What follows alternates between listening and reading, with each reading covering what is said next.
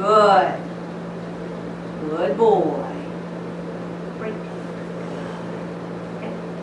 Yes. Break.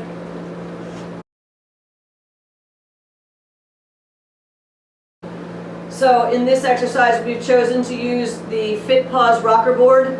What I like about this is it's got a nice little piece of traction on it, so feet aren't slipping, but you can use anything. You can use stairs, you can use a box, you can use a board on an angle. What you're looking for is something that has a lot of traction so their feet can't slip, and they're on something that has a lot of traction so their feet can't slip. The traction that FitPaws is using on this board is just a yoga mat, and it's Velcroed on. So if you have yoga mats, one or two of them, that's what I would use. I'm resting it up against some FitPaws donuts just because I want to have it out in the middle of the room for the video, but you can rest it up against a wall. It's easy enough to do. What I like about using a board is that I can tip it at any angle I want, and I can increase the intensity or decrease the intensity. So depending on your dog's working level, if your dog is really good at this, you can do it up against the wall even, but make sure your wall has something non-slip on it. If your dog is a real beginner or coming from a surgery or rehabbing, you can lower this down so the dog isn't lifting their feet very far at all. And the first exercise we did this week really helps with this exercise. But even so, you're going to start both of them, and your dog's lateral stepping isn't going to be perfect yet. So what we want to do first off is get the dog to come in and line up just right alongside of our training wall here, so that their feet are basically equal distance from what you're going to have them put their feet up onto. And I'm going to show you how to do that right now. Okay.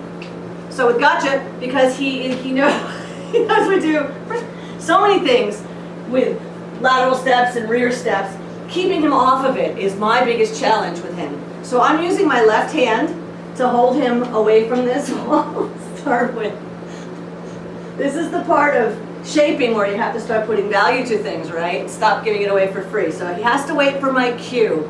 And my cue for this is just my cue that I would give if I was in a free shaping session or whatever, just to allow him to engage with the obstacle. I'm right next to him right now. I'm holding him. And what I'm going to do is I'm going to lean into him a little bit, and I'm going to let go with my left arm to encourage him. So I'm going to move my cookie over. Okay.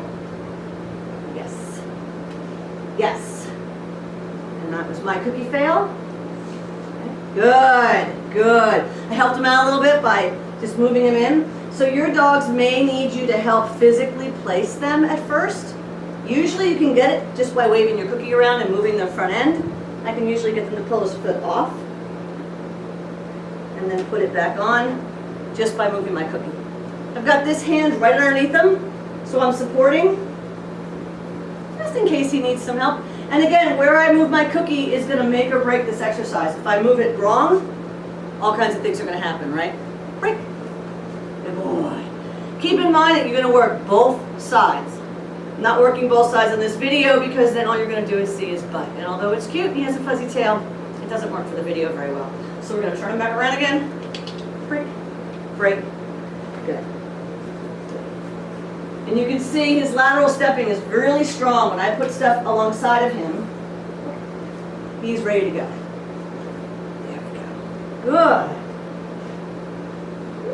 Good boy. Good. Yes. And as soon as that foot gets up there, I'm going to mark it. Break. Good. Break. Good boy. One other tip for you. If you guys have taught your dogs, sit.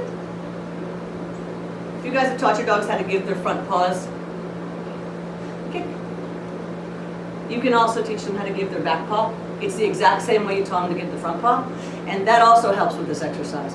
So what I do when I want to teach them how to do a paws, I identify the leg that I want just by tapping it, and I encourage them to move forward and put their paw into my hand. Same basic way I teach the front foot. Right? I identify it and I encourage them. Good. Okay. When I want them to give me their back one, kick. I say kick, and I ask for it. Right? And I want them to rest it in my hand and hold it there. So if you want to add that skill into your lessons this week, you can do that as well. It certainly does help here because when his back foot isn't up onto the board, I can just tap it to identify to him that, hey, I'd like you to lift that leg up, right? So again, the same way you taught your front foot, you can teach the back feet. It doesn't take long at all. Week 2. Also, a side note, once I get to the point where I can stand here and I'm not kneeling anymore, I'm going to step underneath the dog and put a little bit of pressure, yes, onto him. I didn't actually touch him, I just leaned into him. And that's what cued him to move laterally. So once you get to the point where you can stand up, which I think you guys will have by the end of the week, you can just lean in. You just take your foot and go right under your dog with it and put that lateral pressure on them.